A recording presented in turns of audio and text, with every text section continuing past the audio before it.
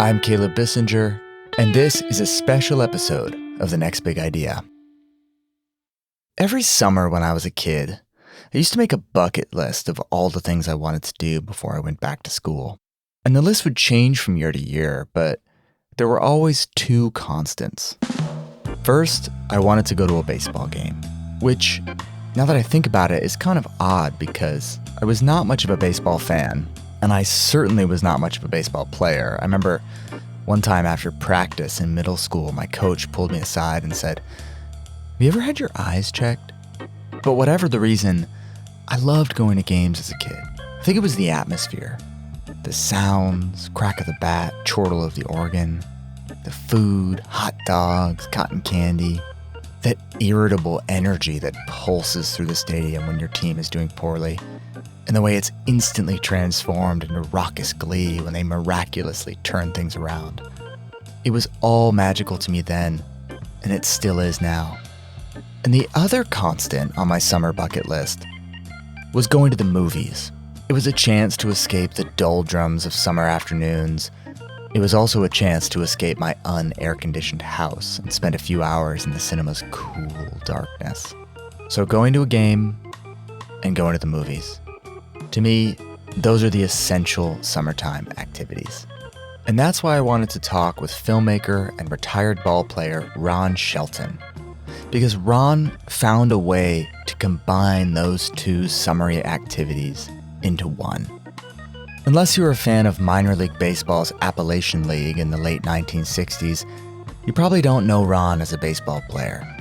But I think there's a decent chance you may know him as the writer and director behind the 1988 rom-com Bull Durham. The film stars Kevin Costner as Crash Davis, a past his prime minor league catcher who's hired by the Durham Bulls to help a hotshot young pitcher, Nuke LaLoosh, played by Tim Robbins, correct the imbalance between his $1 million arm and his 5-cent head. The movie begins when both men fall under the spell of a local woman named Annie, played by Susan Sarandon. Every season, she picks one ball player to sleep with, a selection that invariably results in that ball player having the best season of his career. Only this season, she picks the wrong guy. Bull Durham earned Ron an Oscar nomination for Best Original Screenplay and was later named the greatest sports movie of all time by everyone from Sports Illustrated to my dad. And now, Ron has written a book about the film. It's called The Church of Baseball, The Making of Bull Durham, Home Runs, Bad Calls, Crazy Fights, Big Swings, and a Hit.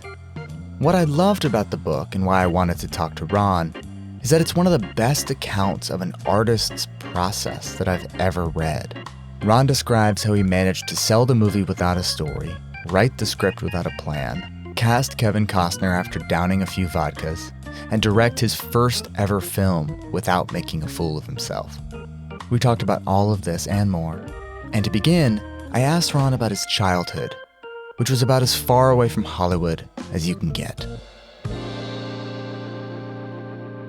Ron grew up in a deeply religious household, one where movies, drink, and cursing were forbidden. So he says it was inevitable that he would become a movie maker who loves his cocktails and curses like a longshoreman. Well, that's the Garden of Eden, the forbidden fruit. Whatever's forbidden becomes more desirable.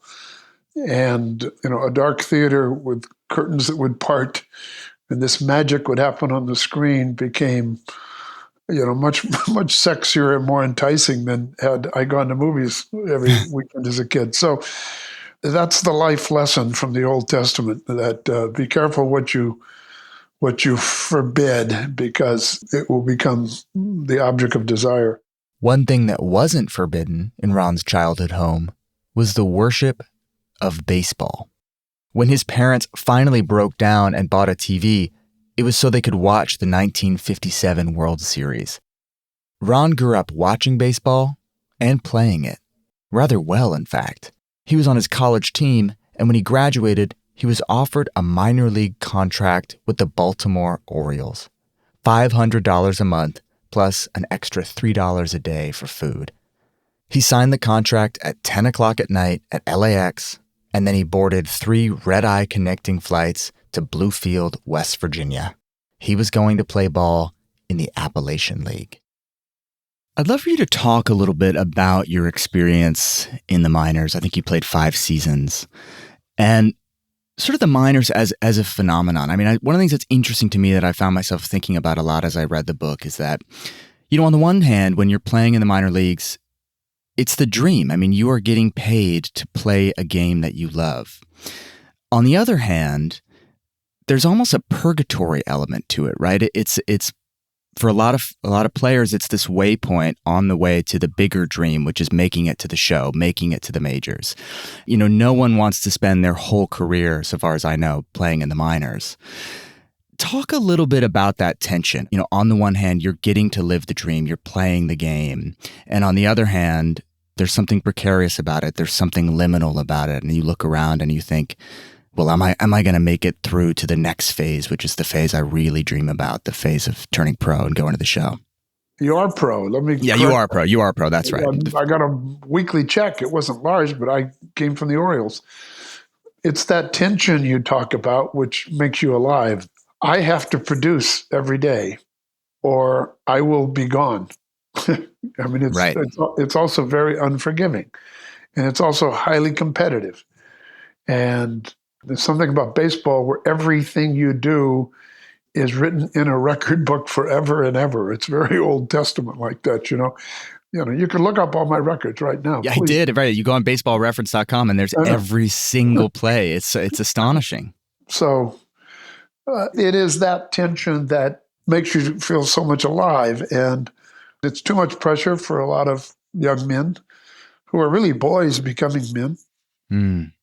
You also, 1 out of 500 who sign make it to the big leagues or something. I mean, it's very, very difficult to get to the big leagues. Maybe it's less than that now because there's more teams. But, you start at the bottom and you work your way all the way, in my case, to the top of the minor leagues in AAA Rochester, New York, in the International League.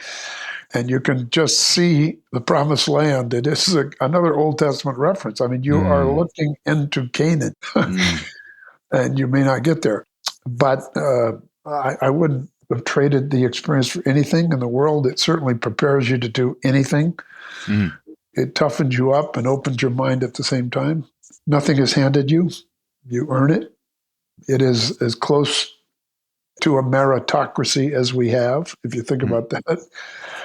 Yeah, there are biases and corporate biases and bad decisions, but if you can hit and field and throw and catch, you've got a chance. I mentioned that you can go online and look up Ron's old stats.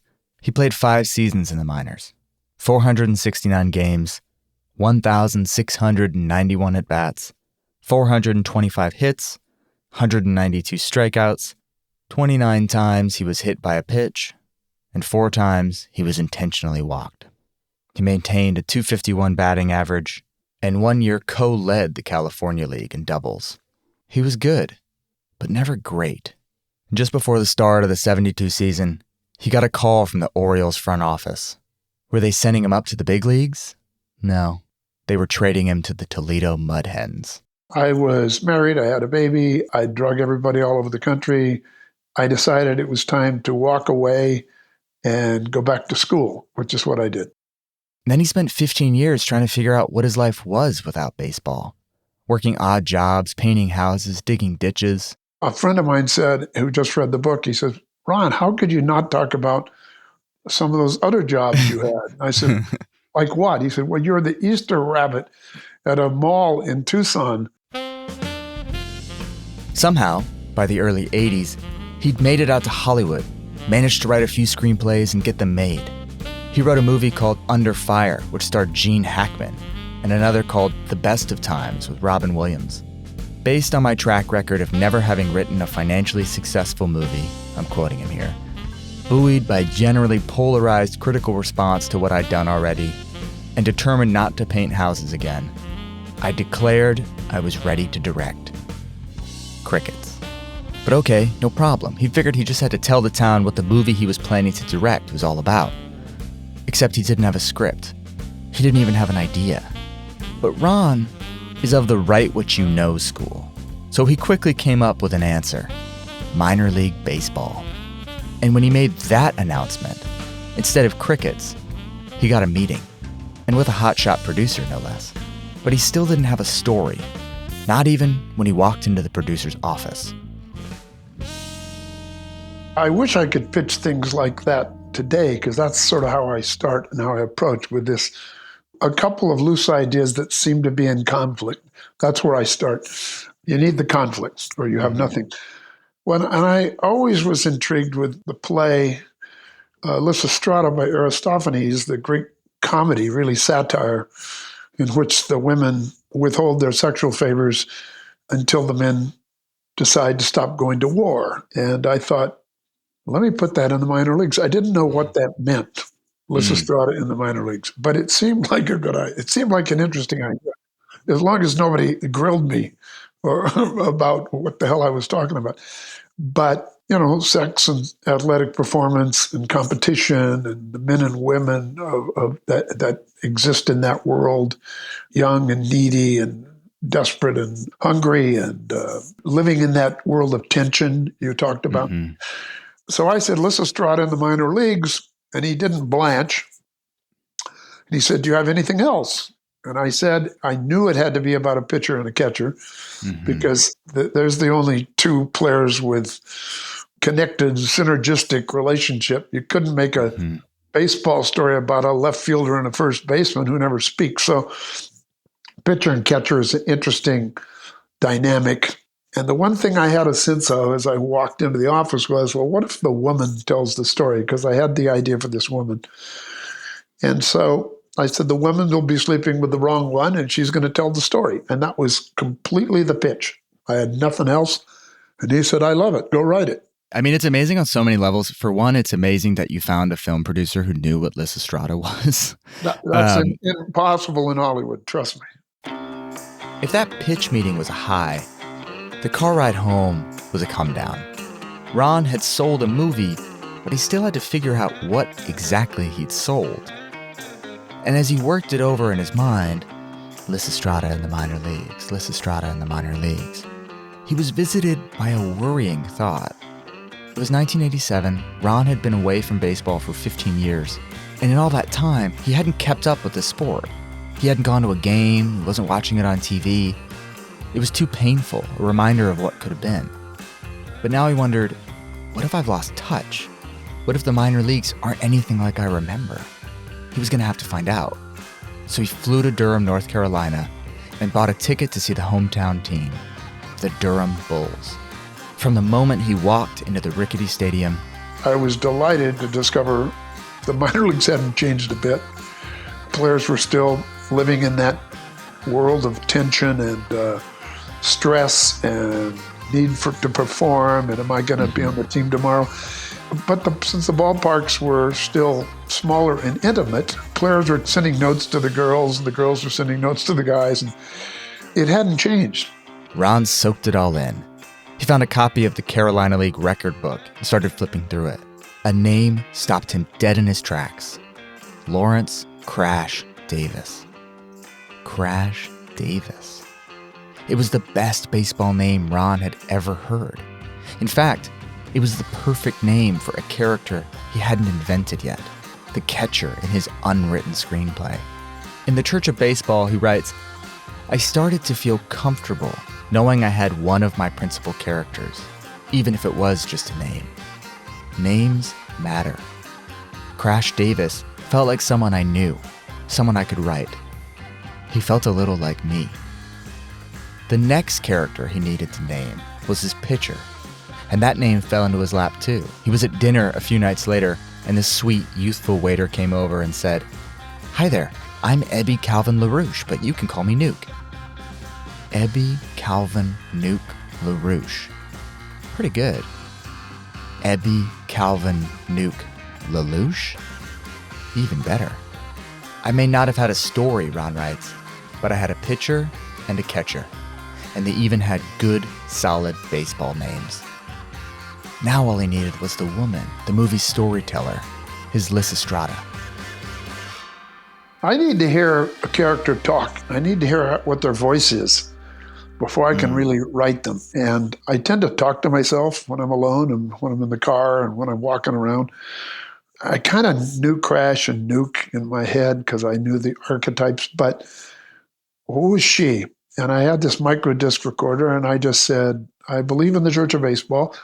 I was driving the back road from Durham to Asheville. Now, Asheville is the home of Thomas Wolfe, but it was also the home of the oldest wooden ballpark in America that I was dying to see. It's up in the hills, and it's a fabulous little place. And I was driving, staying off the interstate, and I believe in the Church of Baseball. And a few miles later, I'm thinking of all these women I knew from the 60s and early 70s, and their searches of trying things, always trying to make more sense of things and of the world. And that's where the line, I've worshipped all the major religions and most of the minor ones, Vishnu, Brahma, whatever I don't have it in front of me. And then Isadora Duncan. Isadora Duncan, yeah. And then I put down the diskette recorder and kept driving. I was looking for the site of Black Mountain College, which was long since abandoned, but where all those legendary cutting edge artists taught and attended. And by the time I got to Asheville, I had the monologue written. And I went to a couple of ball games. And then back in LA, a couple of months later, I pulled out the recorder and I said, what was that thing I dictated? Well, maybe a month later, because I had to write the script and I still didn't know what it was. And I typed in the whole monologue. I believe in the Church of Baseball. I've tried all the major religions and most of the minor ones. I've worshipped Buddha, Allah, Brahma, Vishnu, Siva, trees, mushrooms, and Isadora Duncan. I know things. For instance, there are 108 beads in a Catholic rosary, and there are 108 stitches in a baseball. When I learned that, I gave Jesus a chance. But it just didn't work out between us. The Lord laid too much guilt on me. I prefer metaphysics to theology. You see, there's no guilt in baseball, and it's never boring, which makes it like sex.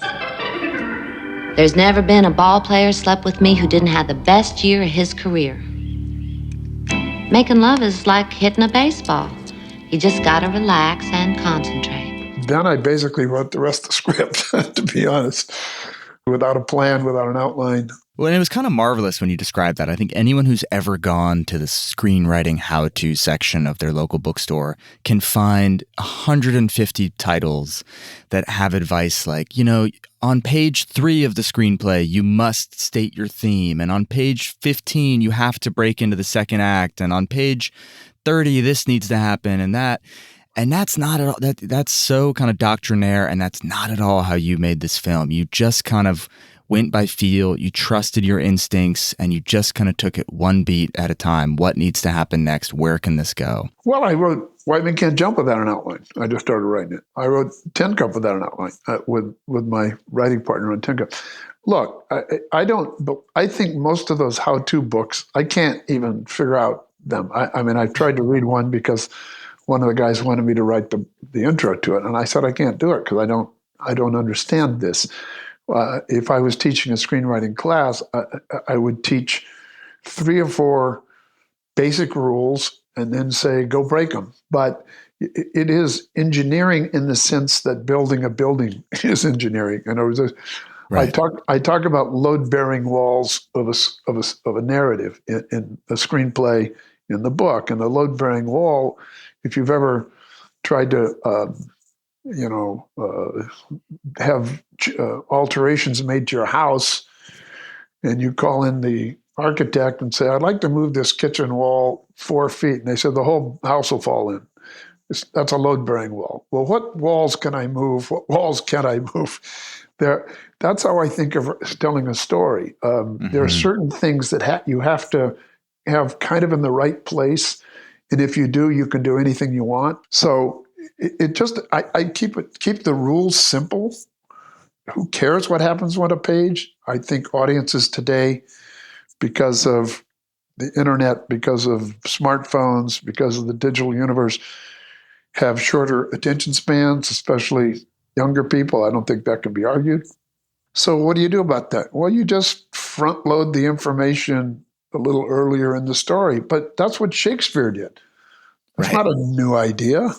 I mean, Shakespeare would have somebody walk out and say, now is the winter of our discontent, or there's 2 families, they hate each other, but the boy and the girl like each other. I mean, just give me the setup. The setup's critical.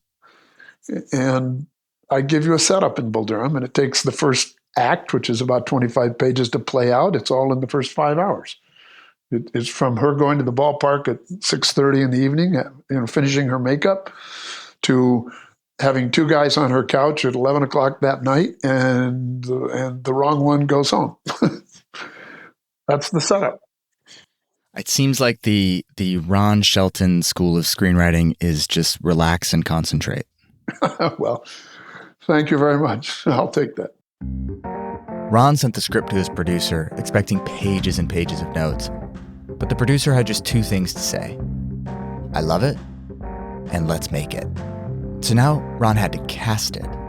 And right away, he had an idea for who he thought should play Crash, an up-and-comer named Kevin Costner. He'd been in a couple movies, none of them big hits, but he had buzz. And best of all, rumor had it he could play baseball. So Ron met him for lunch, where Costner ordered them a few vodkas, and then said he'd liked the script and wanted to audition. And Ron told him there was no need. If he wanted the role, it was his.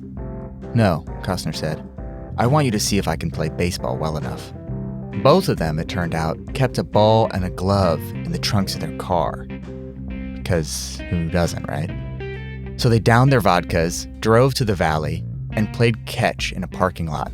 Ron says you just need to see one catch and one throw to know if someone can play. Costner could play. The role was his. Next, Ron needed a nuke, and he found him in Tim Robbins. And then there was the woman at the center of the film, Annie. Ron had to fight the studio tooth and nail, but in the end, he got the actress he wanted, Susan Sarandon. The movie was cast, the financing came together. Now there was just one more thing Ron needed to do. He had to learn how to direct. I have friends in theater, and they were afraid that I was going to, I don't know what they're afraid of, but they thought, well, you've never really worked with actors. And I said, I'm pretty comfortable working with actors because I don't treat them like talking props like some directors. And I have to hand them my words and encourage them to show me things I don't know about them. But my friends were saying, look, Ron, you can't use action verbs when you talk to, and I said, I don't even know what an action verb is. You can't say energy, please, energy to the actor. I said, well, I would never say that to a third baseman. What does that mean? Right. I'd say, keep your eye on the ball, or you're pulling out your hip, or he's throwing you first pitch fastballs, look for it. I would say a lot of things, but I would never say energy. It never occurred to me. So on the very beginning, we did a take with Susan. I can't remember the scene. And the first take was, I thought, pretty perfect. And I'm trying to think, I got to say something, but I'm afraid I'm going to use an action verb. What is it? I don't know what an action verb is exactly. I have to look it up. And everybody's looking at me, the crew, camera people, the lighting people, the wardrobe people, and Susan. And she finally says, it's okay, hon. I didn't go to film school either. You can just say, louder, softer, faster, slower. And so I said, oh, how about louder, faster? And I thought I can talk like regular people to regular people. And the actors are so happy to have that and not the nonsense that some directors lay on them. Relax and concentrate. There's an essay I've always loved called Writing for the Movies.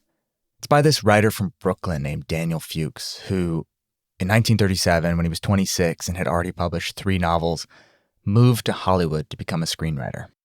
And in the essay, he describes attending a test screening for one of his first films.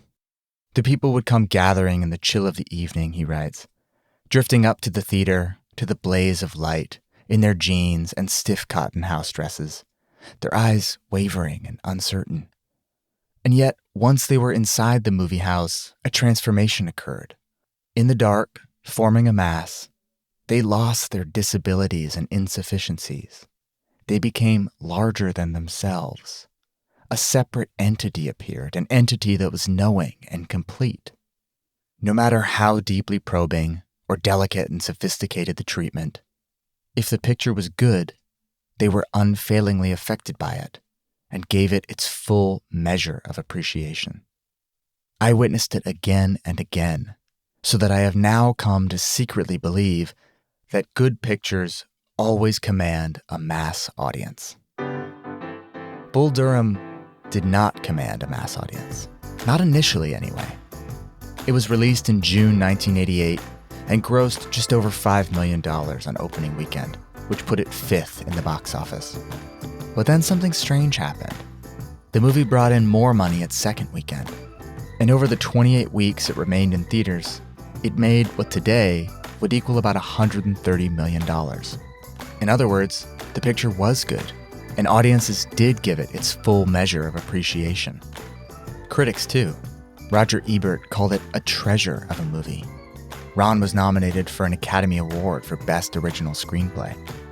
And even after that initial glow of attention faded, even after Ron went on to make other films, and Kevin Costner went on to be a big-time star, and Susan Sarandon and Tim Robbins went on to fall in love, Bull Durham never disappeared. Its legacy can be seen in the small towns all across America that were inspired by the movie to build gleaming new ballparks for their minor league teams. Durham, North Carolina is one of those towns. The real-life Durham Bulls now play in a beautiful stadium smack dab in the middle of downtown.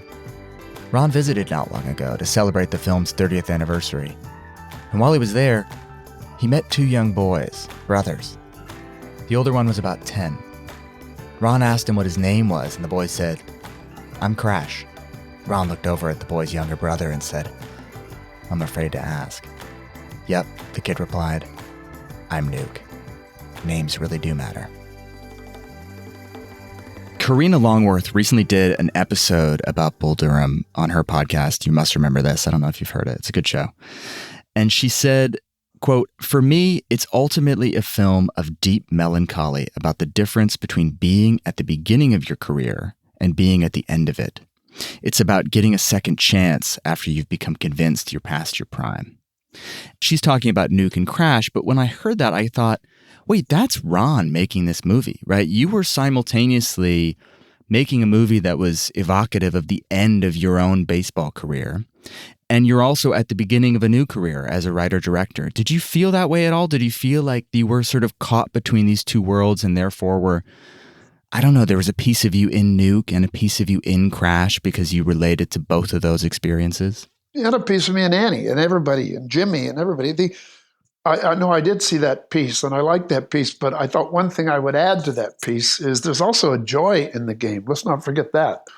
The game is fun much of the time, excruciating other times, which makes it a little like life, I guess. Mm-hmm. But that melancholy is always balanced with the joy, and you're leaving a joy when you walk away, a joy that's hard to find again. And the only place I ever found it again is on a movie set when things are clicking. Well, I want to let you go, but it's been an absolute pleasure talking to you. Thank you for this book, and thank you for Bull Durham. Well, thank you for your great questions, and happy to do it again someday if there's ever the occasion. Well, yeah, when you make that montage book, which is about those 15 years you spent as the Easter Bunny, we'll have you back on. I was only the Easter Bunny for 1 year, but just okay. Yeah, a man has pride, you know. Thanks so much, Kev. That was Ron Shelton, writer and director of Bull Durham and author of The Church of Baseball. This is the last summer episode I'll be hosting. Thank you for going on this journey with me. If you enjoyed it, I'd be honored if you'd leave a review and a rating wherever you listen. Rufus will be back on mic for our 5th season, which begins on September 8th. And let me tell you, we've got some really great interviews lined up. Tony Fadell, the co-creator of the iPod and iPhone. Annie Duke, social scientist turned professional poker player turned social scientist again. Douglas Rushkoff, thorn in the side of billionaire bunker builders. It's going to be a great season. Our show today was written and produced by me, Caleb Bissinger. Sound design by Mike Toda. We make The Next Big Idea in partnership with the LinkedIn Podcast Network. Thanks for listening. Talk to you soon.